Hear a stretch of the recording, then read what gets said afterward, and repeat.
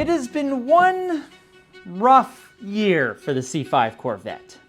The C5's had a bumpy time over the past few months. Electrical gremlins, dead batteries, and then not starting at all. Now we've got most of that sorted out, except now, she's running hot. These engines run hot, but mine's running too hot. So today we gotta find out why it's overheating, fix it, and then do a bunch of routine maintenance that's now due. Thank God I have lift now. Let's start with the easy stuff first. Oil change. Oh, gotta make sure the valves are open. There we go.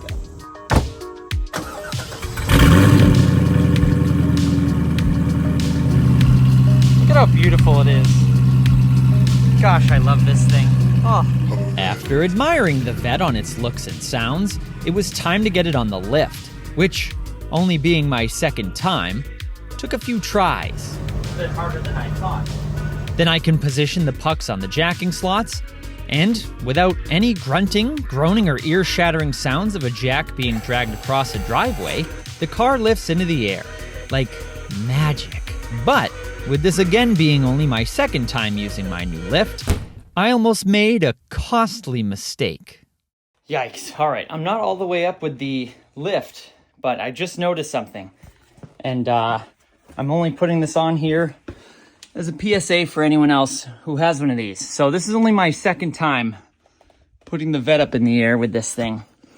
And I just realized that I don't think it's touching, but my header, my long tube header, is hitting this arm, or is almost hitting this arm. I don't think that I pulled the Vette as far forward this time as I did the last time, because the last time I had plenty of clearance. So I'm gonna put the Vette back down, pull it forward a tiny bit, adjust those arms, and I'll just have to double check and make sure now every time that I'm pulling forward to around the same spot and that the arms are in the same orientation so that I'm not hitting any of the exhaust. I'm gonna put it back down, readjust, and then we'll get it up in the air and get to work. About freaking time. This process will speed up the more we do it, though. We just need to move it forward a tiny bit so the arms will clear the exhaust. Let's try that. After checking the pucks once again. All right, that one's good. That one is good. That one's good. Fine-tune adjustment. Pretty good right there. All right, up she goes.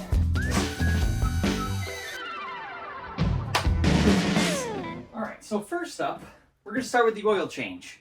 Here's our ingredients for today. Mobil 1, 5W30 full synthetic, the standard stuff, except for this is extended performance because for some reason, everywhere that I went didn't have the regular just 5W30 full synthetic. And according to my research, this is the same stuff with a few extra additives if you've got a higher mileage vehicle, but it's not a higher mileage oil.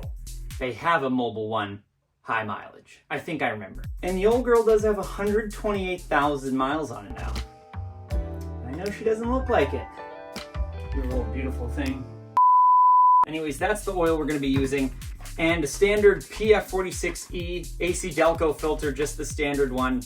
If it's good enough for the Chevy engineers when these are leaving the factory, I think it's good enough for an idiot like me. And I'll include a link to all this stuff down in the description below so you guys can check it out for your next Vette oil change. On an upgrade, I always recommend magnetic oil drain plug. This thing is like $5 or $6 on Amazon. I'll include a link for it down in the description below.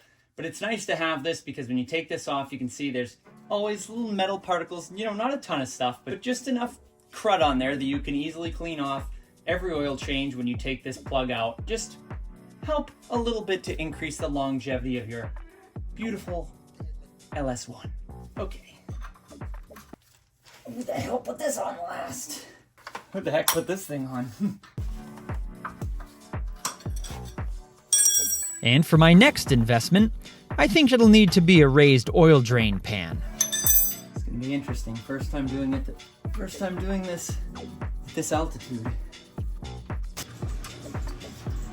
Because I had to hold the pan up the entire time it drained. The pan would hit the lift bottom if not.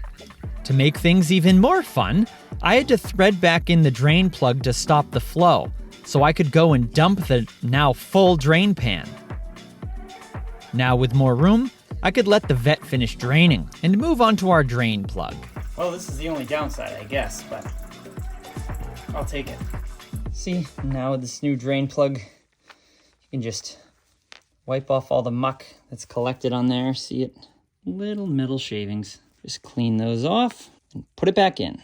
After you clean it up, good as new. With our drain plug spick and span, we thread it back into the nearly equally as clean oil pan. Which, yes, I'm going to fix that oil leak soon. Now with the plug tightened not as much as last time, we move to the filter. It'll just be easier to use these with the angle and stuff that it's at. Which drains all over my foot, my lift, and a tiny bit into the bucket. Definitely gonna take some getting used to changing the oil with this lift. I think I theoretically could have pulled the car a little bit more forward too. Still better than doing it on jack stands.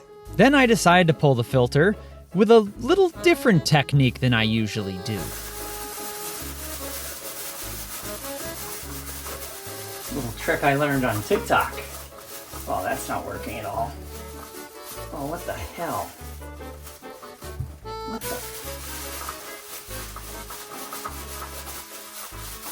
Really, the best way to describe how this oil change is gone is show. Plain and simple. I am a mess. But we're just about done.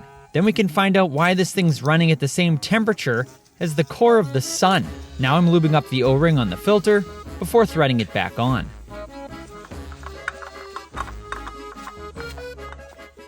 While I'm down here, since I didn't do it when putting in the new starter, I'm going to clean up the oil spray off the bottom of the pan. Then I'm tightening up the filter, lowering the vet back down, popping the hood to expose that beautiful LS1 that's getting filled to the brim with yummy Mobil 1 5W30 full synthetic. The manual says she takes 6 quarts with the filter. Some say it's more like 6.5 to 7, but use your own judgment.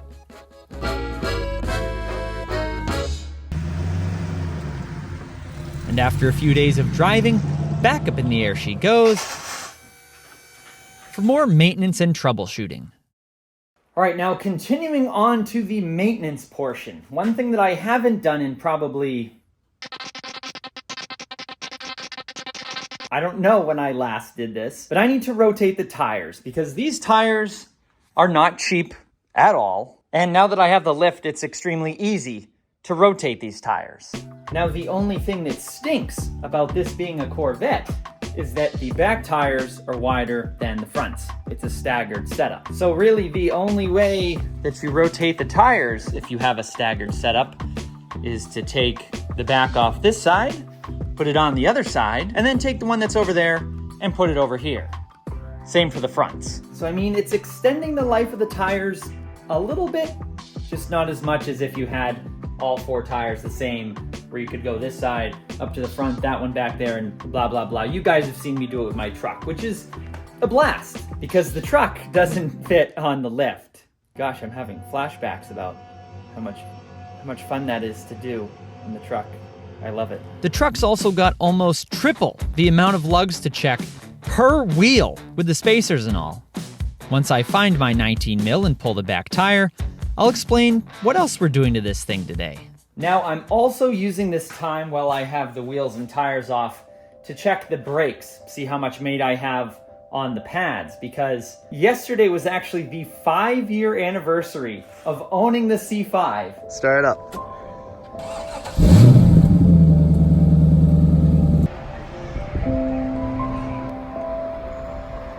Sick, dude. I'm gonna go buy some candy. You guys want?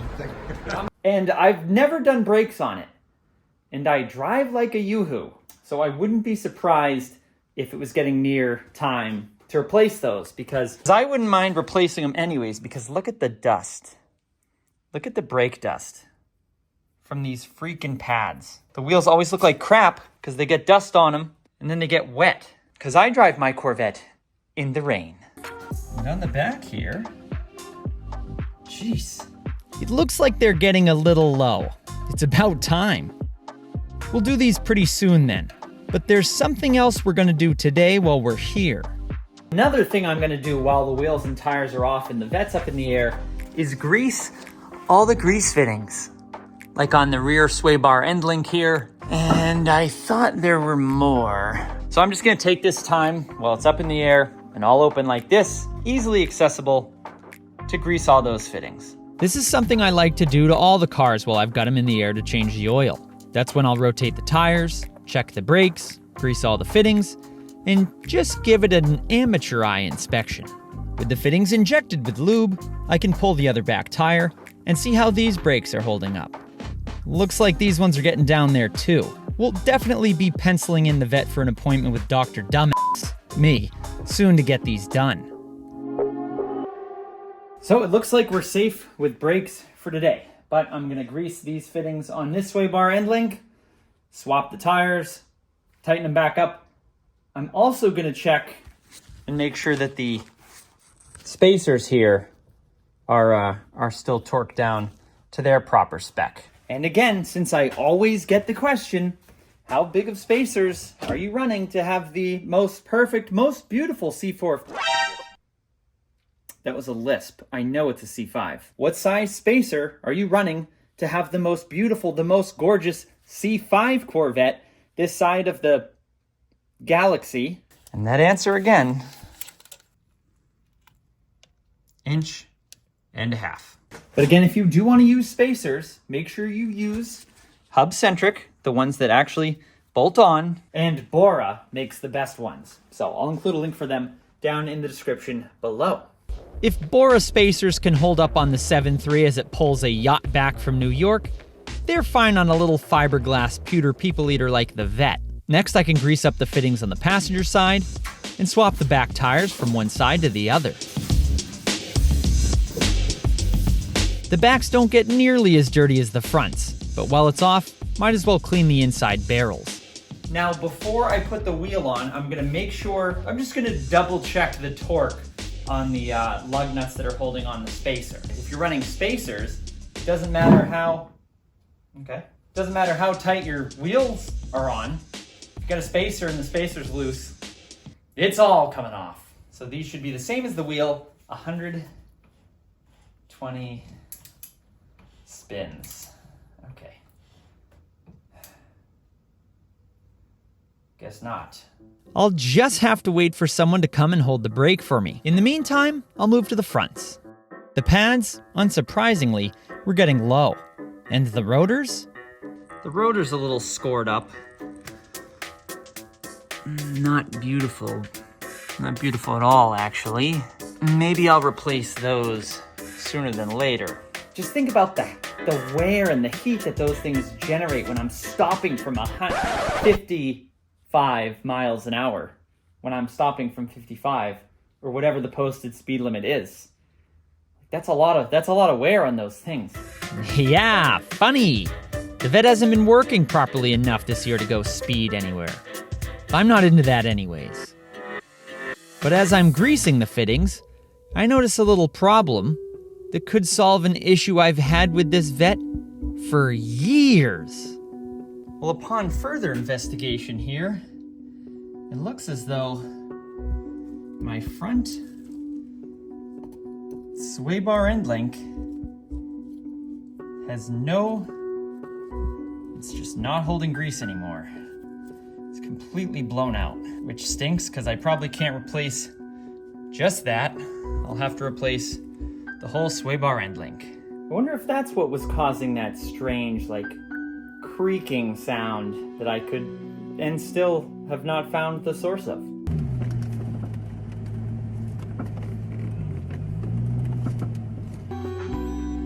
Wonder if that's it. That surely would be nice to put a close to that mysterious case, but let's keep it moving. Once I pull off the passenger side wheel, I can grease the fittings on the sway bar links here and give the calipers a quick wipe down now that I can reach the backside, even though these are pretty well stained and chipping. Next, I can clean the inside barrel of the front wheel going on the passenger side, which is filthy. Then we can bolt it up. Again, this is the one that was on the driver's side. Now I can clean up the inside of the wheel that was on the passenger side before putting it back on the Vette. And as I finished threading on the last lug, someone finally showed up to hold the brake so I could recheck the torque on the lugs on the spacer, which is quite important, and these get tightened to the same value as the wheel lugs. All of them were tight, which is great to see. Now I can put on both the backs before tackling a bigger issue with the Vette. Alright, now it's time to figure out why she's running so damn hot. Now, I know by nature these motors run hot. I've put enough miles on this thing to know that 230, 234 is not out of the question. But when it's up to like 240, a little above that, that makes me uncomfortable and I don't like it. Especially where it's getting cooler out. Now, peak of the summer, I get it. But now it's getting cooler out. Shouldn't be doing that. So I'm going to start with the simple stuff first and check the fuses. Now, I'm checking in here because the Vette has 2 cooling fans and I hear them coming on, but I don't know if it's hear them or hear it coming on because it sounds a little bit louder, as if it's only one fan working harder. But as I've learned with anything, start with the simple stuff. That's why I'm starting with the fuses. So I used the directory on the underside of the fuse box cover to see if there are any fuses related to cooling, and it wasn't looking like there were. Is there really no fuses for those fans? There's relays. Relay. Oh. Cool fan 2, cool fan 1. Maxi fuse is 46 and 48.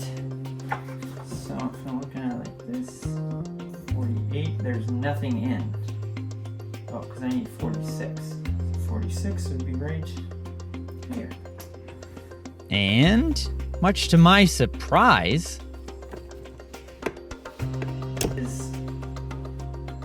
Oh, no way. That's not right. Look at that. That thing is blown right in half. Holy crap. 2 things that I'm questioning. 1, how was I able to get that lucky? But 2, why did it blow? Why did a cooling fan maxi fuse blow? Here's what it's supposed to look like. Here's what mine looks like. Look at that. Blown right in half. what an odd thing to happen. So I put the good fuse back in its place and ran, not literally, to the parts store. Blown up fuse in hand, and actually found a replacement. Surprisingly, they had a 30 amp maxi fuse. I had never even heard of a maxi fuse before this, but it looks about the same. So we're gonna put it in, start the car, let it run, and see if it doesn't get to 240 degrees. Hey, I'm not gonna complain. This has been pretty simple so far. And I shouldn't have said that. I just jinxed myself. Oh, please, no. I opened up the box, made sure it looked the same as the other fuse, put it back in its correct slot, put back on the cover, and made quite an interesting discovery. I figured I might as well check the coolant level while I'm here, right? And it turns out, take a gander. It's kind of hard to tell with the shadow. I'm a little low. Now, I don't post these clips or show you parts like that for humor, to be like, oh, I'm an idiot. I know I'm an idiot. I post this to try to help you guys out. Here I am thinking I have a much bigger problem than it actually turned out to be. Well, I don't know if it's sorted out yet, but I checked a fuse, I had a popped fuse, and I'm a little low on coolant. Again, I haven't solved the problem yet. We haven't fixed the issue yet, but start with the simple stuff. You never know. That's why I share these clips. I could have just brushed right over that. Oh, just pour a little coolant in it. Oh, camera's looking over there. Oh, what's he doing over there? Nothing. Topped it off. Golden. But no, I showed you guys. Start with the simple stuff. And don't be stupid like me. But a fair warning before throwing just any old coolant in your Vette. Well, I lucked out, and it turns out I actually had some here. Now, don't forget, And it gives you a warning label right here. Got to use special Dexcool coolant in these things or you'll mess everything up. Just kidding. I don't know what'll happen, but I don't think it's good. So if you guys need this stuff, I'll include a link for it down in the description below, as well as a link to the maxi fuse. Go out and check your maxi fuses. Maybe yours are blown too. Dexcool, perfect. Let's fill her up. She's full of oil, full of coolant, Perfect. full of fuses that aren't blown, and full of air in the tires that have been properly rotated. And then it was time to see if we've mended her. All right. Now it is the next day, but there's something we have to do first before we can take this thing on a drive. And what we have to do is reset the oil life, because now, when you turn the car, or the key on, I should say, you get that one. And then you reset it, and you get that one. And you reset it, and then you can't get rid of that one. Mine only says 1% because I've been driving and haven't reset it for the sake of the video. I do not let my car get down to oil life remaining 1% before I change it. Now, how we reset it, we take our key out, put the key back in, and turn it to accessory. We reset, and we're stuck on that one. Then we go up here to trip. You'll get a black screen, trip again. And we'll hit trip until we get to that one. When we get to the oil life remaining, we're gonna simply press and hold reset. Now, it changes to 100%. But now it's time to take this thing on a drive, and make sure that it's not running hot. See how we did, and make sure the wheels don't fall off. All right, here we go.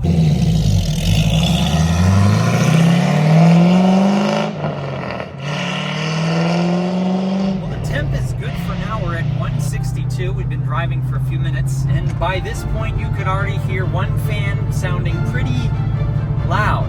Obviously, now I know that that's the one cooling fan that was working with a good fuse, and it was obviously working double time because it had to make up for the other one that had a blown fuse.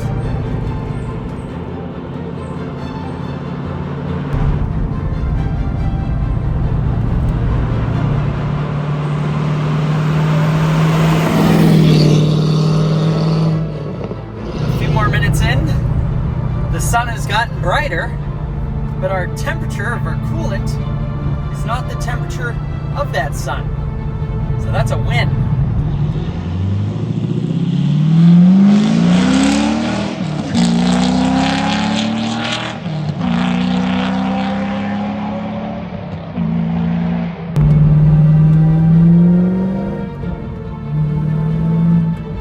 Temp is still good.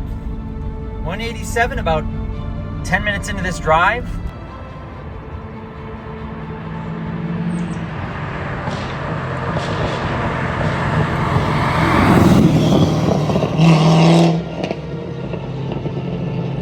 So, that just goes to show you. Check the simple stuff first. Keep them well maintained, and they'll look as good as this farther into their lifespan. So, thank you guys very much for watching. I'll catch you in the next one. Happy motoring.